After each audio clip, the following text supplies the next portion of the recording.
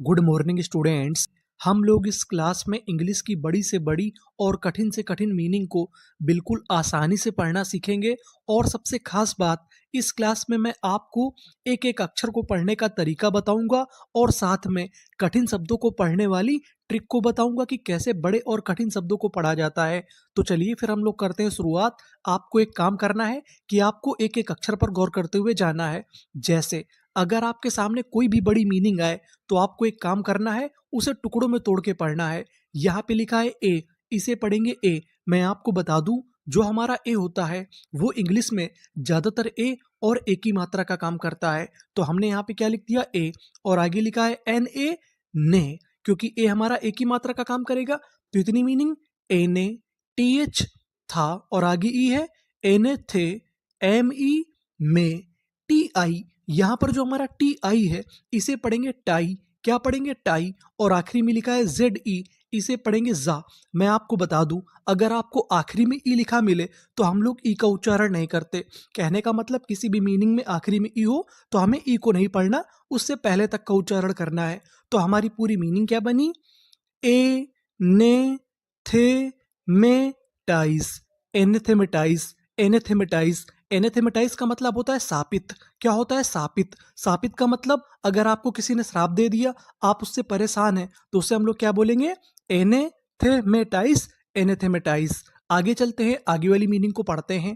यहाँ पर शुरुआत में लिखा है ई, इसे पढ़ेंगे ए। मैं आपको बता दूं, यहाँ पे एफ हमारा 2 बार लिखा है। इंग्लिश का एक रूल होता है, अगर आपको किसी भी मीनिंग में कोई अक्षर 2 बार लिखा मिले तो हम लोग उसका उच्चारण 1 बार करते हैं। कितनी बार उच्चारण करते हैं, 1 बार। तो इतनी मीनिंग, ई एफ, एफ, और आगे क्या लिखा है, ई आर। ई आर को हम लोग इंग्लिश में पढ़ते हैं अर। क्या पढ़ते हैं, अर। तो इतनी मीनिंग क्या बनी, एफर, वी, वे, एस सी ई, इसे यहां पर पढ़ेंगे से, और आगे एन है तो ना लिख दिया, सी ई, सा। आपको पता है कि आखिरी में ई है, हमें ई का उच्चारण नहीं करना। तो हमारी पूरी मीनिंग क्या बनी, ए फर वे सेंस, एफरवेसेंस, एफरवेसेंस। एफरवेसेंस का मतलब होता है उत्तेजना, यानी एक्साइटमेंट। तो हमारी पूरी मीनिंग क्या बनी, ए फर वे सेंस, एफरवेसेंस। आगे चलते हैं, आगे वाली मीनिंग को पढ़ते हैं। आई एम इम, पी आर ओ। हम आपको बता दें, जो हमारा पी आर ओ है उसे पढ़ते हैं प्रो। क्या पढ़ते हैं, प्रो। इतनी मीनिंग क्या बनी, इम प्रो, पी आर आई। पी आर आई को पढ़ते हैं प्राई। अगर आपको इंग्लिश में कहीं पर पी आर आई लिखा मिले तो उसे हमें इंग्लिश में क्या पढ़ना होता है, प्राई, और आगे ई लिखा है। तो इतनी मीनिंग क्या बनी, इम प्रो प्राई टी वाई। टी वाई को पढ़ते हैं टी। तो हमारी पूरी मीनिंग क्या बनी, इम प्रो प्राइटी, इम्प्रोप्राइटी, इम्प्रोप्राइटी। इम्प्रोप्राइटी का मतलब होता है अनुचित बोली। क्या होता है, अनुचित बोली, यानी आप किसी से गलत शब्दों का इस्तेमाल करते हैं, गलत तरीके से बात करते हैं, तो हम लोग उसे इंग्लिश में क्या बोलेंगे, इम्प्रोप्राइटी, इम्प्रोप्राइटी। आगे चलते हैं, आगे वाली मीनिंग को पढ़ते हैं। सी ए, इसे यहाँ पर पढ़ेंगे कै। मैं आपको बता दूं कि सी के साथ जो हमारा ए होता है वो ज़्यादातर ए की मात्रा का काम करता है। तो इतनी मीनिंग, कै, पी आई पी, कैपी, टी ए, इसे क्या पढ़ेंगे, टे, कैपीटे, एल आई ली, एस लिखा है आगे, लिस, टी आई सी, टिक। तो हमारी पूरी मीनिंग क्या बनी, कैपिटलिस्टिक, कैपिटलिस्टिक, कैपिटलिस्टिक। कैपिटलिस्टिक का मतलब होता है पूंजीपति, यानी जिसके पास बहुत ज़्यादा पैसे होते हैं उसे क्या बोलते हैं, कैपिटलिस्टिक, कैपिटलिस्टिक। मेरी थोड़ी हैंड राइटिंग खराब है, इसके लिए मैं आपसे माफ़ी चाहूँगा। आप लोग चाहें तो मुझे माफ़ कर सकते हैं। तो हमारी पूरी मीनिंग क्या बनी, कैपिटलिस्टिक, कैपिटलिस्टिक। आगे चलते हैं, आगे वाली मीनिंग को पढ़ते हैं। जी ए एस, आपको पता है कि जी ए एस को क्या पढ़ते हैं, गैस। सी ओ, आपको गौर करना है सी ओ पे। यहाँ पर जो ओ है वो ओ का काम करेगा। किसका काम करेगा, ओ का। तो इतनी मीनिंग, गैस को, एन ए, ने, यहाँ पे जो ए लिखा है ए की मात्रा का काम करेगा। डी ई, डा, क्योंकि ई का उच्चारण हमें करना नहीं, तो हमारी पूरी मीनिंग क्या बनी, गैस कॉनेड, गैस्कोनेट, गैस्कोनेट। गैस्कोनेट का मतलब होता है अपनी प्रशंसा करना, यानी जो व्यक्ति अपनी प्रशंसा करता है, अपनी सेखी बघारता है, उसे हम लोग क्या बोलते हैं, गैस्कोनेड, गैस्कोनेट। आगे चलते हैं, आगे वाली मीनिंग को पढ़ते हैं। ये हमारी मीनिंग बड़ी है तो हम लोग उसे टुकड़ों में तोड़ के पढ़ेंगे। एल ए, ले, सी के, सी के को पढ़ते हैं हम लोग इंग्लिश में का, और आगे ए लिखा है ए, तो इतनी मीनिंग ले के डी ए आई। आपको गौर करना है ए आई पे। जो हमारा ए आई होता है वो एक ही मात्रा और एक का काम करता है, तो हमारी इतनी मीनिंग क्या बनी, ले के डी ए आई डे, ले के दे एस आई। यहाँ पे जो हमारा एस आई है इसे पढ़ेंगे जा। कभी कभार हम लोग एस को जा भी पढ़ते हैं, और आई है ले के दे जी सी ए एल, इसे क्या पढ़ेंगे कल। तो हमारी पूरी मीनिंग क्या बनी, ले के डे जी कल, लेके डेजिकल, लेके डेजिकल। लेके डेजिकल का मतलब होता है भावुक, यानी जो व्यक्ति भाव विभोर हो जाए, थोड़ा रोने लगे या टेंशन में आ जाए, उसे क्या बोलते हैं, ले के डेजिकल, लेके डेजिकल। आगे चलते हैं, आगे वाली मीनिंग को पढ़ते हैं।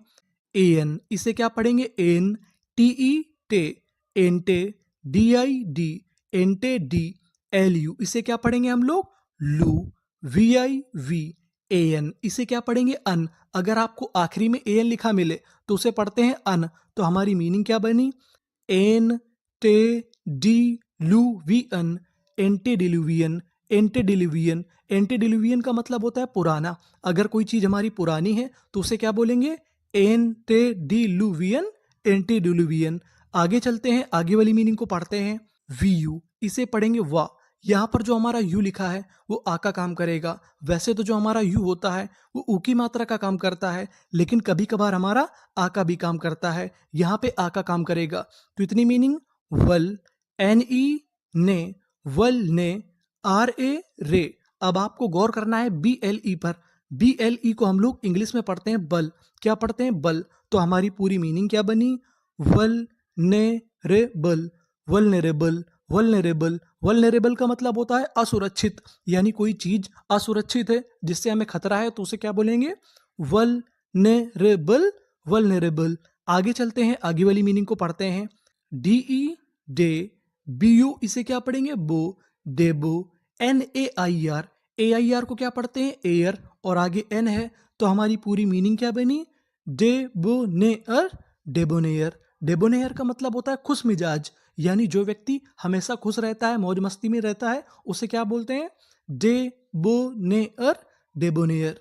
आगे चलते हैं, आगे वाली मीनिंग को पढ़ते हैं। डी ई, इसे क्या पढ़ेंगे, डे, सी आई।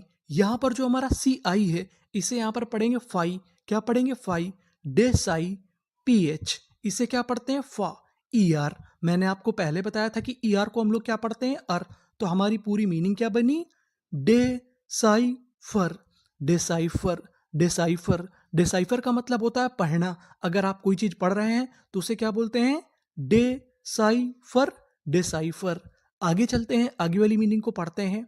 एस, इसे पढ़ेंगे सा, सी एच को यहां पर पढ़ना है का। क्या पढ़ना है, का, और आगे है ई, इसके, डी यू एल ई, इसे हम लोग पढ़ते हैं जूल। क्या पढ़ते हैं, जूल। तो हमारी पूरी मीनिंग क्या बनी, इसके जूल, इसके जूल, स्केड्यूल। लेकिन हम लोग हिंदुस्तान में इसे क्या बोलते हैं, शेड्यूल या स्केड्यूल। आप चाहे तो शेड्यूल बोलिए, चाहे तो स्केड्यूल बोलिए, चाहे तो स्केड्यूल बोलिए, लेकिन जो हमारी प्रॉपर इंग्लिश है उसमें क्या बोलते हैं, स्केड्यूल। स्केड्यूल का मतलब होता है अनुसूची। क्या होता है, अनुसूची। इसका संबंध हमारा संविधान से है। तो हमारी पूरी मीनिंग स्केड्यूल, स्केड्यूल। चाहे तो आप इसे शेड्यूल बोल दीजिए या स्केड्यूल बोल दीजिए, कोई दिक्कत नहीं। आगे चलते हैं, आगे वाली मीनिंग को पढ़ते हैं। अब आपको यहाँ पे गौर करना है पीई आर पर।